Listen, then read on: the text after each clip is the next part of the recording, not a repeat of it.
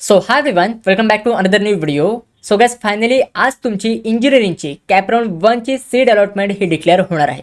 म्हणजे आज तुम्हाला समजेल की कॅपराउंड 1च्या ऑप्शन फॉर्म फिलिंगच्या वेळी तुम्ही जे पण कॉलेजेस ॲड केले होते, ज्या पण कॉलेजचे तुम्ही ब्रांचेस ॲड केले होते तुमच्या लिस्टमध्ये, त्याच्यामधनं कोणत्या कॉलेजमध्ये तुमचा नंबर लागलाय आणि कोणती तुम्हाला ब्रांच मिळाली आहे, हे सगळे डिटेल्स आज तुम्हाला समजणार आहेत.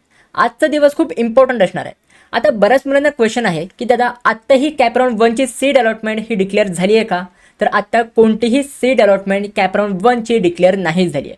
मग दादा हे कधी डिक्लेअर होईल? किती वाजता आम्हाला समजेल की आम्हाला कॅपराउंड 1मध्ये कोणत्या कॉलेजमध्ये नंबर लागले? तर हे सगळे डिटेल्स मी तुम्हाला आजच्या व्हिडिओमध्ये सांगणार आहे. प्लस त्याच्यासोबत तुम्हाला ह्या अलॉटमेंट लेटरवरती काय काय डिटेल्स दिलेले असतील, म्हणजे तुम्हाला कसं ओळखायचं आहे की आपल्याला कोणतं कॉलेज मिळालं आहे, कोणती आपल्याला ब्रांच मिळाली आहे, कोणत्या प्रेफरन्स नंबरचा कॉलेज मिळाला आहे, आपलं कॉलेज ऑटो फ्रीज झालं आहे की नाही झालं आहे, हे आपल्याला कसं ओळखायचं आहे, तर ते पण मी तुम्हाला आजच्या व्हिडिओमध्ये सांगणार आहे. तर त्याच्यामुळे ही व्हिडिओ तुम्ही कम्प्लिटली शेवटपर्यंत नक्की बघा, कारण की खूप इम्पॉर्टंट व्हिडिओ असणार आहे. आणि जर तुम्ही ह्या चॅनलवर नवीन असाल तर नक्की तुम्ही ह्या चॅनलसोबत कनेक्टेड राहा, सबस्क्राईब करून ठेवा. अँड ऑल्सो आपला एक व्हॉट्सॲप चॅनलसुद्धा आहे. हे व्हॉट्सॲप चॅनल तुम्ही जॉईन करून ठेवा, कारण की ह्याच्यावरच मी तुम्हाला लेटेस्ट अपडेट्स वगैरे प्रोव्हाइड करत असणार आहे. तर ह्या व्हॉट्सॲप चॅनलची लिंक पण मी तुम्हाला डिस्क्रिप्शन बॉक्समध्ये प्रोव्हाइड केलेली आहे. सगळ्यात पहिले भरपूर मुलांचे क्वेश्चन्स आहेत, दादा कॅपराउंड 1ची अलॉटमेंट कधी डिक्लेअर होणार?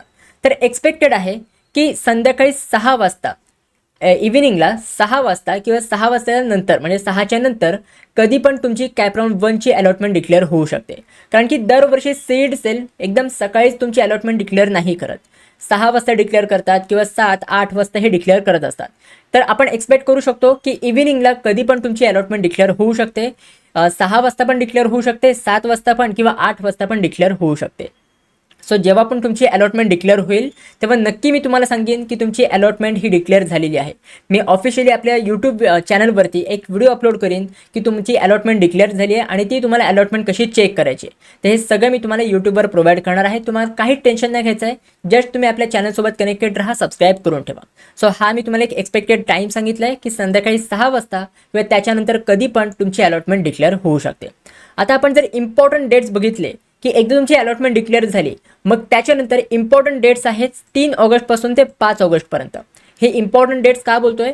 कारण की ह्या टाईम पिरियडमध्येच तुम्हाला ठरवायचं आहे की जे पण आपल्याला कॉलेज मिळालं आहे कॅपराउंड 1मध्ये, ते कॉलेज आपल्याला घ्यायचं आहे की नाही घ्यायचं आहे, ते आपल्याला सेल्फ फ्रीज करायचं आहे की नॉट फ्रीज करायचं आहे, हे आपल्याला ह्या 3 दिवसांमध्ये ठरवायचं आहे. सो त्याच्यामुळे आज तुमची अलॉटमेंट डिक्लेअर झाली की लगेच उद्यापासूनच ही आपली सीट ॲक्सेप्टन्सची प्रोसेस सुरू होणार आहे. Self verification, self freeze, betterment हे सगळे ऑप्शन्स तुम्हाला उद्यापासून मिळणार आहेत.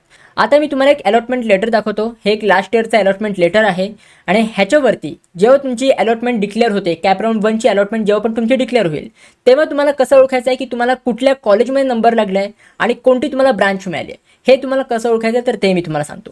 सगळ्यात पहिले ह्या अलॉटमेंट लेटरवरती सगळे तुमचे पर्सनल डिटेल्स दिलेले असतील, म्हणजे कॅन्डिडेट नेम, परत जेंडर, कॅन्डिडेट टाईप, हे जेवढं पण तुमचे पर्सनल डिटेल्स आहेत, कुठली कॅटेगरी आहे तुमची, हे सगळे तुम्हाला सगळ्यात वरती दिलेले असतील. त्याच्यानंतर खाली तुम्हाला दिलेलं असेल प्रोव्हिजनल अलॉटमेंट डिटेल्स, म्हणजे कॅपराउंड 1मध्ये तुम्हाला कोणत्या कॉलेजमध्ये नंबर लागला आहे, हे सगळे तुमचे प्रोव्हिजनल अलॉटमेंट डिटेल्स तुम्हाला ह्या इथे दिलेले असतील. तर सगळ्यात पहिले तुम्हाला लिहून दिलेलं असेल इन्स्टिट्यूट अलॉटेड, म्हणजे कॅपराउंड 1मध्ये तुमचा कुठल्या कॉलेजमध्ये नंबर लागला आहे हे तुम्हाला इन्स्टिट्यूटचं नेम, त्या कॉलेजचं नाव तुम्हाला ह्या इथे दिलेलं असेल. जसं की ह्या कॅन्डिडेटला लास्ट इयरला VGTI कॉलेजमध्ये नंबर लागला होता, तर VGTI कॉलेजचं नाव ह्या इथे दिलेलं आहे. आता VGTI कॉलेज तर मिळालं, त्याच्यामध्ये कुठली आपल्याला ब्रांच मिळाली आहे तर ते ओळखण्यासाठी खालीच आपल्याला दिलेलं आहे कोर्स अलॉटेड, म्हणजे आपल्याला त्याच्यामध्ये कुठली ब्रांच मिळाली आहे. तर जसं की ह्या कॅन्डिडेटला ENTC ब्रांच मिळाली होती, तर ह्या ते ENTC लिहून आलेले आहे. त्याचप्रकारे जर तुम्हाला CS मिळालं किंवा IT मिळाली तर तुम्हाला कॉम्प्युटर इंजिनिअरिंग किंवा इन्फॉर्मेशन टेक्नॉलॉजी हे ब्रांचेसचे नावं ह्या इथे लिहून दिलेले असतील. आता एक तुम्ही लक्षात घ्या, भरपूर मुलांना क्वेश्चन असतो की दादा ह्याच्यामध्ये आपल्याला 2-3 कॉलेजेस अलॉट होतात का? नाही. कॅपराउंड 1मध्ये फक्त एकाच कॉलेजमध्ये नंबर लागतो आणि एकाच ब्रांचमध्ये सुद्धा नंबर लागतो. एकाच वेळी 2-3 कॉलेजेस किंवा 2-3 ब्रांचेसमध्ये नंबर नाही लागत. एकाच कॉलेज आणि एकाच ब्रांचमध्ये तुमचा नंबर लागत असतो. आता त्याच्यानंतर खाली तुम्हाला चॉईस कोड दिलेला असतो की जे पण तुम्हाला कॉलेज मिळाले, जी पण तुम्हाला ब्रांच मिळाली आहे, त्याचा नक्की चॉईस कोड काय होता, तर तो चॉईस कोड तुम्हाला ह्या इथे दिलेला असेल. त्याच्यानंतर बेनिफिट टेकन, म्हणजे तुमचा नंबर कुठल्या कॅटेगरीच्या अकॉर्डिंग झाला आहे, तुम्ही कुठले बेनिफिट्स घेतले आहेत का. जसं की ह्या कॅन्डिडेटचं EWS होतं, म्हणजे EWSमधनं ह्या कॅन्डिडेटचा नंबर लागला आहे. त्याच प्रकारे जर तुमची कॅटेगरी असेल किंवा जर तुम्ही डिफेन्समध्ये असाल, PWD मध्ये असाल, तर ह्या इथे त्या प्रकारे तुमचं लिहून येईल की तुमचं OBC कॅटेगरी थ्रू नंबर लागला आहे, तुमचा डिफेन्स थ्रू नंबर लागला आहे, हे सगळे तुम्हाला ह्या इथे लिहून मिळेल. त्याच्यानंतर खाली तुम्हाला दिलेलं असेल सीट टाईप अलॉटेड. कुठल्या टाईपची सीट तुम्हाला अलॉट झाली आहे, जसे की इथे EWS दिलं आहे, म्हणजे EWSची सीट ह्या कॅन्डिडेटला अलॉट झाली आहे. त्याच्या खाली तुम्हाला लिहून दिलं आहे प्रेफरन्स नंबर अलॉटेड. कुठल्या प्रेफरन्स नंबरचं कॉलेज मिळालं आहे, जसे की ह्या कॅन्डिडेटला 8व्या प्रेफरन्स नंबरचं कॉलेज मिळालं आहे. जसं की ह्या कॅन्डिडेटनी हे जे कॉलेज आहे आणि ह्या कॉलेजची ही ब्रांच आहे ही 8 प्रेफरन्सला ठेवली होती, तर 8 प्रेफरन्स नंबरचं कॉलेज ह्या कॅन्डिडेटला मिळालं. तर त्याच प्रकारे तुम्हाला कुठल्या नंबरचं कॉलेज मिळालं आहे, कुठल्या नंबरला त्या कॉलेजची तुम्ही ती ब्रांच ठेवली होती, तर ते प्रेफरन्स नंबर तुम्हाला ह्याथे लिहून दिलेला असेल. आता जर तुमचा प्रेफरन्स नंबर अलॉटेड ह्या इथे असा 1 लिहून दिलेला असेल तर तुम्हाला समजून द्यायचं आहे की हे जे कॉलेज आहे हे तुमचं ऑटो फ्रीज झालेलं आहे. कारण की कॅपराउंड 1 मध्ये जर तुम्हाला पहिल्याच प्रेफरन्स नंबरचं कॉलेज मिळालं तर ते कॉलेज तुमचं ऑटो फ्रीज होतं. जर तुम्हाला इतर कुठल्या प्रेफरन्स नंबरचं कॉलेज मिळालं, म्हणजे प्रेफरन्स 2चं, 3चं, 4चं किंवा 50 प्रेफरन्स नंबरचं कॉलेज मिळालं, तर त्यावेळी तुमचं ते ऑटो फ्रीज नाही होत. तुमच्याकडे ऑप्शन असतो की ते कॉलेज तुम्हाला घ्यायचं आहे की नाही घ्यायचं आहे. बट ह्या इकडे जर प्रेफरन्स नंबर 1 असं इकडे तुम्हाला 1 लिहून दिलेलं असेल, जसे ह्या ते 8 दिले ना तसे ह्या ते 1 लिहून दिलेलं असेल, तर तुम्हाला समजायचं आहे की जे पण कॉलेज आपल्याला मिळालं आहे ते आता आपलं ऑटो फ्रीज झालेलं आहे. म्हणजे पुढच्या 3 दिवसांमध्ये त्या कॉलेजमध्ये तुम्हाला कंपल्सरीली ॲडमिशन घ्यावं लागेल. मग त्याच्यानंतर खाली लिहून दिलं आहे कुठल्या कॅपराउंडमध्ये अलॉटमेंट झाली आहे, तर कॅपराउंड 1 मध्ये मेरिट नंबर तुमचा लिहून दिलेला असेल. मी तुम्हाला आधी पण अवेअर केलं होतं की तुमचा स्टेट जनरल मेरिट नंबरच्या बेसवरच तुमचे ॲडमिशन्स होत असतात.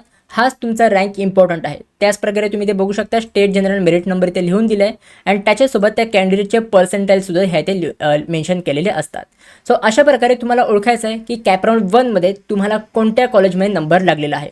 अजून तरी कॅपराउंड 1ची सीट अलॉटमेंट डिक्लेअर नाही झाली आहे. जेव्हा पण ही सीट अलॉटमेंट डिक्लेअर होईल तेव्हा मी तुम्हाला नक्की सांगेन. तर त्यासाठी तुम्ही आपले हे व्हॉट्सअप चॅनल जॉईन करून ठेवा. या व्हॉट्सअप चॅनलची लिंक मी तुम्हाला डिस्क्रिप्शन बॉक्समध्ये प्रोव्हाइड केलेली आहे. सो गाइज, आय होप ह्या व्हिडिओमध्ये जे पण मी तुम्हाला सांगितलं आहे हे सगळं तुम्हाला समजलेलं असेल. जर तुमचे अजून काही डाऊट्स असतील तर हे डाऊट्स मला तुम्ही कॉमेंट सेक्शनमध्ये विचारू शकता. मी ट्राय करेन तुमच्या डाऊट्सला रिप्लाय करायचा किंवा येणाऱ्या व्हिडिओमध्ये त्या डाऊट्सला आन्सर करायचं. तर त्याच्यामुळे मला कॉमेंट सेक्शनमध्ये नक्की सांगा आणि ही व्हिडिओ तुम्हाला कशी वाटली तर ते सुद्धा मला कॉमेंट सेक्शनमध्ये नक्की सांगा. So guys, that's it for this video. कशी वाटली तुम्हाला ही व्हिडिओ आवडली असेल तर नक्की तुम्ही लाईक करा, शेअर करा, सबस्क्राईब करा. भेटूया मग पुढच्या व्हिडिओमध्ये. तोपर्यंत बाय बाय, सी या अँड गुड.